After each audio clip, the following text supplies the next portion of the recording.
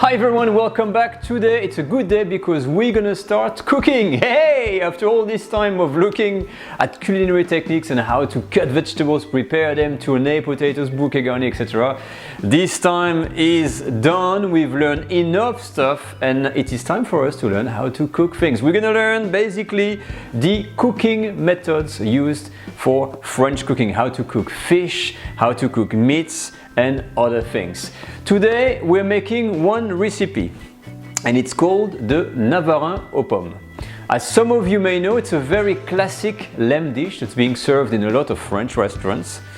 And this is what we're going to do that today because not only it is a traditional dish, but it's also an entry-level dish that is very easy to make and it's perfect for our recipe of the day. Now, if you don't know what a Navarin aux pommes is, it is basically a slow-cooked lamb dish that is basically cooked in a sauce made out of an aromatic base, made out of tomatoes, garlic, onion and carrots. We're then going to add tourné potatoes in the sauce with the meat, and the whole batch of meat and vegetables are going to cook all together in that big pan in the oven, which is going to be delicious. And when it's done, we're going to serve it with a set of caramelized onion and sprinkle a bit of parsley. It's going to be delicious.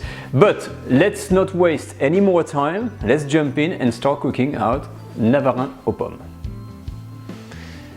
Le Navarin aux pommes recipe, or the lamb Navarin in English, which is a slow cook lamb dish, a French dish that we're going to make today. Now what we're going to need today is all what you see here, very simple ingredients, and this is enough to cater for 4 people. In terms of cookware, I'm using a cast iron. This is the Le Creuset 24 centimeter pan, a pair of tongs, wooden spoon, very easy. For the product, I'm using a piece of lamb shoulder, 1 kilo with the bone, 800 grams without the bone, as I'm serving around 200 grams of meat per person. 1 homemade bouquet garni, 100 grams of carrot, which is 1 carrot, 100 grams of onion, 2 garlic cloves. I've got here 20 grams of tomato paste, 30 grams of flour, and a little bit of parsley we're going to use to chop, to garnish and decorate. We're going to use also to cook some water. You can put a little or more, we're going to see how we end up with. For the garnish, I'm going to use potatoes. You have to buy the special type of boiling potatoes that are suited for boiling. This is the best we're going to use today. I've got 6 here, but 1.5 potato per person. You can put more if you want. And here are the caramelized onion. I'm using pickling onions that I'm going to detail around to that size. I'm going to caramelize them using water, sugar and butter. This is 20 grams of butter, around a tablespoon worth of sugar, and I'm going to use just a little bit of water, as we're going to see, depending on how the onion is going to lay out in the pan. But that's it. Now let's get started and make our Navarin. Okay, so let's cook our Navarin. As always, the first thing you're gonna do before you start, you're gonna wash, prepare and cut your vegetable that I've done here. I've got my mirepoix, so I've cut my carrots and onion in a mirepoix, which is the small cube size. It's already ready, it's on the size. I'm getting my cast iron pan on a medium to high heat. I've got my meat over here, and the first thing we're gonna do, we're gonna put some oil. Around 5 centiliters or more. I'm using peanut oil, a good amount, because it's got that nutty flavor. When that's done, you're gonna simply take your pieces of meat and we're gonna let them sizzle and get some coloring on each side. So you put them all in the pan and make sure they don't take all the space and they are not on top of each other. You can do that in 2 batches. This is just the first batch. As an example, I'm just doing a few pieces here, okay? All right, a few minutes have passed and now I'm just gonna turn my meat over, and as you can see, I'm gonna have a nice brownish color on the side. And now you leave them on that side again for a few minutes. Alright, the meat is ready. You're not cooking it, you just make it brown. Then I'm gonna reserve it in a pan on the side.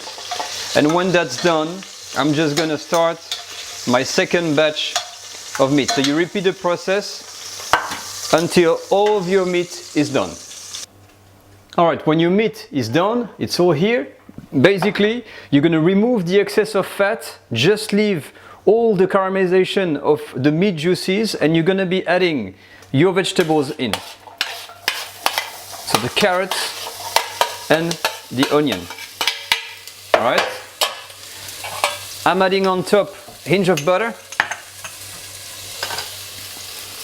And you're gonna be basically sweating again the vegetables in the juices with a bit of butter. So you can do this and you're gonna leave it there for just about maybe 2 or 3 minutes maximum.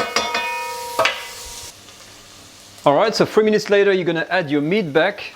And something I forgot to mention at the beginning of the video, before you start your cooking process, make sure you preheat your oven at 220 degrees Celsius or 400 degrees Fahrenheit, because we're going to use that to use a torrefaction method just after this. So once the meat is in here, we're going to take half flour that we've seen before, and we're going to do the process what we call singer in French, which is basically sprinkling flour on top of the meat. So you don't put tons of it, as you can see here. I'm just sprinkling over, and that's gonna make the same effect as making a kind of a roux.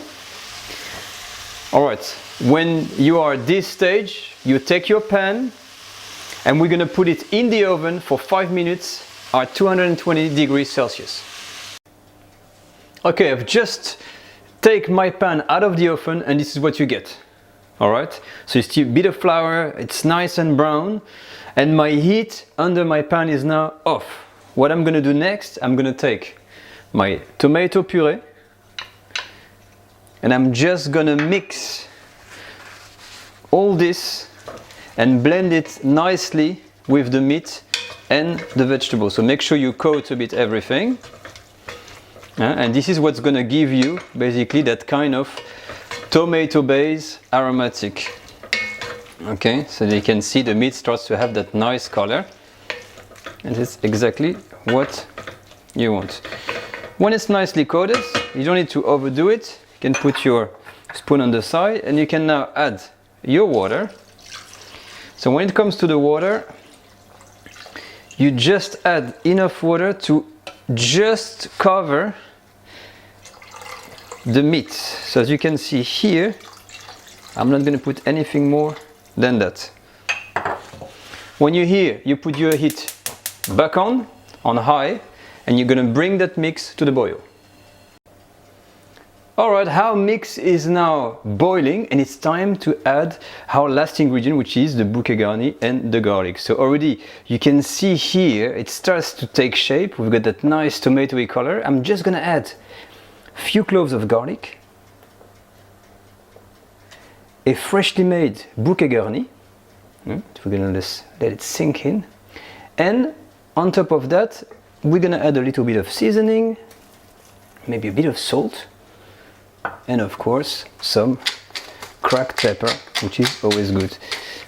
Alright, when it's here, basically you're just gonna give it a last stir, and then we're gonna cover it and put it in the oven at 200 degrees Celsius, which is around 400 degrees Fahrenheit, for approximately 35 minutes.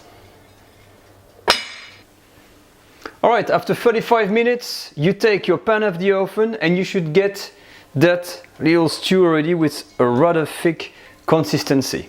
So what's the next step?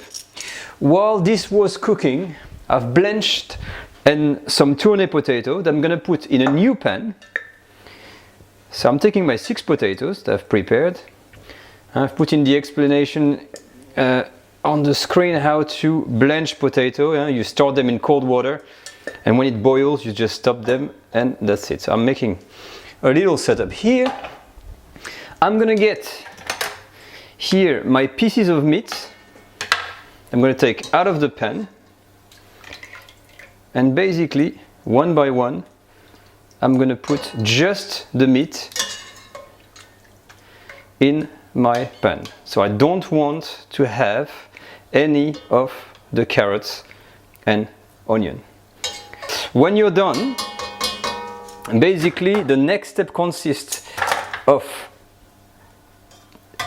filtering all of your sauce that you have there and put it in a fresh pan.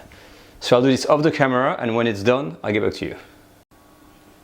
What a beautiful result. As you can see already, the dish has transformed. We've got rid of all these ugly onions and carrots, and what we've got is our potatoes, our meat, and a very, very clean sauce, as you can see here.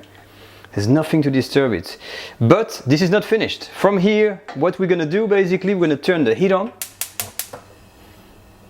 Okay, on a medium to low, and we're gonna basically simmer the dish another 20 minutes to let the potato cook in the sauce. Alright, the 20 minutes have passed and our Navarin should be ready, and this is the result. Look at that. Ooh, yes. All these colors, look at this. So what we've got here, it's a reduced sauce, perfectly cooked potatoes, and a nice gravy, like a thick. Look at this. Look at this thickness. If I coat my spoon, you will see that the sauce doesn't even fall over. That's the perfect consistency you want. So to finish our dish, this is what we're gonna do. We're just gonna add some caramelized onions. I'm gonna put a sprinkle over there. They're very, very fragile, these onions. And this is what you want to give a bit of sweetness to your dish. And I put another here, sorry, it's a bit messy there. Yes. After that, you're gonna be serving this as is with, again, a bit of parsley. Just sprinkle a bit everywhere, just to make it look a bit more rustic. Again, not too much parsley, you want something that looks very, very good. But basically, that's the Navarin aux pommes, which is the slow cook French lamb stew. I hope you like the video. It's a delicious little dish. It's very simple, so try it at home if you can. And I see you next time on the next video. If you have any question, please comment, say whatever you like, and I'll get back to you. I hope you enjoyed that, and I'm gonna enjoy that dish for myself right away. Good night, bye bye.